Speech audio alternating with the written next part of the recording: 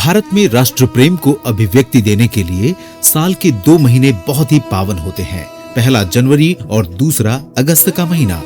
भारत का स्वतंत्रता दिवस 15 अगस्त उन पवित्र संघर्षों का स्मरण करने का अवसर है जिसकी कीमत पर हमें स्वाधीनता का अधिकार मिला। इस दिन हम राष्ट्र के प्रति समर्पण और बलिदानों की कहानियां भी याद करते हैं। वीरों के प्रति कृतज्ञता के इस अवसर को उत्सव पूर्ण बनाता है हमारा राष्ट्रव्यापी हर घर तिरंगा अभियान। प्रधानमंत्री नरेंद्र मोदी ने 9 से 17 अगस्त के बीच हर घर तिरंगा अभियान चलाने और उसकी सेल्फी अपने सोशल मीडिया प्लेटफॉर्म और हरघरतिरंगा.com पर अपलोड करने का आह्वान किया है। घर घर, गांव गांव, स्कूल, कार्यालय, हर ओर हरा, सफेद, केसरिया और बीच में नीले रंग का 24 तीलियों वाला चक्र हम सभी को राष्ट्रभक्ति के भावों में डुबोएगा। लेकिन उस दृश्य की कल्पना कीजिए जब समस्त भारतवंशियों की आन बान और शान का प्रतीक हमारा राष्ट्रीय ध्वज गलियों, सड़कों और पार्कों में कहीं गिरा, मिट्टी में सना कचरे के ढेर में पड़ा मिले तो आपको कैसा प्रतीत होगा। हमारे राष्ट्रीय गौरव के प्रतीक तिरंगे का अपमान न हो, इसके लिए 3 कड़े कानून भी हैं। लेकिन क्या आप जानते हैं?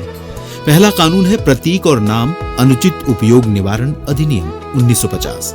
ये कानून राष्ट्रीय ध्वज और अन्य राष्ट्रीय प्रतीकों के व्यावसायिक या अनुचित उपयोग पर रोक लगाता है, जो आजादी के ठीक बाद बना था। दूसरा कानून है राष्ट्रीय गौरव अपमान निवारण अधिनियम 1971 में आया। इस कानून के अनुसार तिरंगे का अपमान, जैसे उसे फाड़ना, जलाना, जमीन पर गिरा रहने देना या डस्टबिन में फेंक देना, एक दंडनीय अपराध की श्रेणी में डाला गया, जिसमें 3 साल तक की सजा हो सकती है, जुर्माना हो सकता है या दोनों हो सकते हैं। और तीसरा है भारतीय ध्वज संहिता 2002 में आया।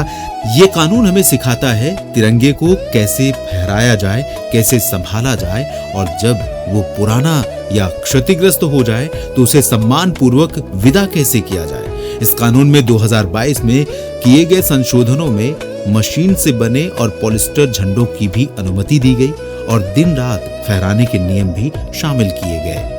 तो आइए जानते हैं, अगर हमारा तिरंगा फट जाए या मैला हो जाए या उपयोग के योग्य न रहे तो हमें करना क्या है। भारतीय ध्वज संहिता में इसके लिए 2 सम्मानजनक और पवित्र व्यवस्थाएं बताई गई हैं। पहला उपाय है भू समाधि यानी बरींग। किसी साफ और पवित्र स्थान पर जमीन में एक गड्ढा खोदें, तिरंगे को ससम्मान फोल्ड करें, साफ कपड़े में लपेटें और पूरे आदर के साथ मिट्टी को समर्पित करें। ये ठीक वैसी प्रक्रिया है जैसे किसी सम्मानित व्यक्ति को अंतिम विदाई दी जाती है।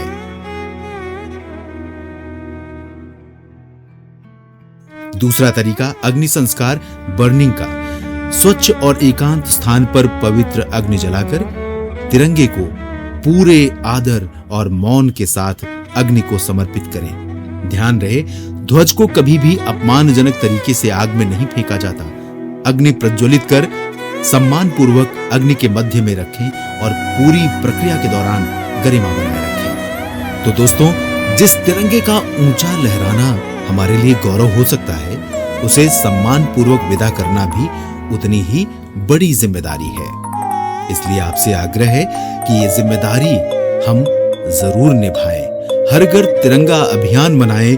स्वतंत्रता दिवस में तिरंगा गर्व से लहराएं, लेकिन सुनिश्चित करें कि हमारे इस राष्ट्रीय अभिमान का अपमान न होने पाए। तिरंगे का सम्मान सिर्फ एक कर्तव्य नहीं, हम हर भारतीय की पहचान।